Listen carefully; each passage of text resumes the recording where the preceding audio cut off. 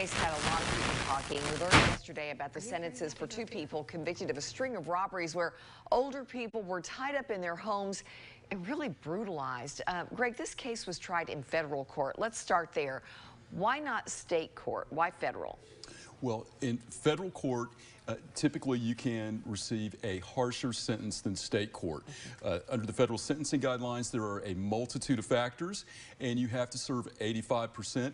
There is no parole in federal court, and there's jurisdiction over kidnapping cases, which started, Lori, in 1922 when Congress responded to the kidnapping of the Lindbergh baby, and they wanted the FBI involved. Okay, because this did, again, go across state lines, starting in West Virginia, then East Tennessee. And it was a series of home invasions, kidnappings, and assaults that were known based on the egregious violence inflicted on these elderly people and the sheer terrorism. For example, it was here in our own backyard. A 71-year-old man in Dandridge, Small and Johnson, broke in, bound him with phone cords, beat him, then hogtied him and threw him down the stairs to his basement, left him there.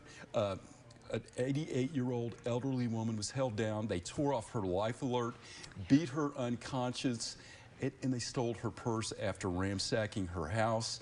Again, another one in Jeff County, and the federal court said enough is enough, and they received respectively sentences of 30 and 25 years for this outrageous crime spree that went from West Virginia, to here in our backyard in Tennessee. And they're going to have, as you mentioned, through federal court, they'll have to serve most of their sentences. Virtually 100% of their sentences. 85%. There's no, when you talk about truth in sentencing, federal court has abolished parole. So what you see is what you get. And then the judge also imposed supervised release after that. But really remarkable how Small and Johnson preyed on people. And when I say elderly, 88 years old, beat them, terrorized them, and would steal something like a purse. Well, and what they did was horrible enough. Why they did it, even more disturbing if that's possible, because in court we heard that they did this because they selected these victims because they knew they wouldn't be able to testify. Because they were vulnerable, Lori.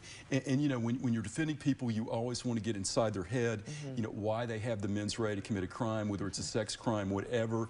But when your intent is to find the weakest of the weak, the most vulnerable of the vulnerable, prey on them, and then not just tie them up or say, we got guns, stay here, give me your money and run, but torture these people. Terrorize them. And you know what it's going to do? It's the rest of their lives, they're going to live in fear. But you know what?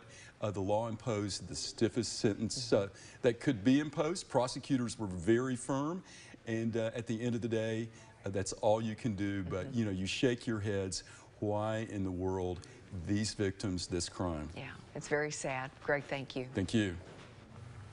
All right, if you have a question for Greg, just send an email to askisaacs@wate.com, and be sure to tune in to WATE 6 on Your Side News at 5:30 every Wednesday to see if he answers any of your legal questions.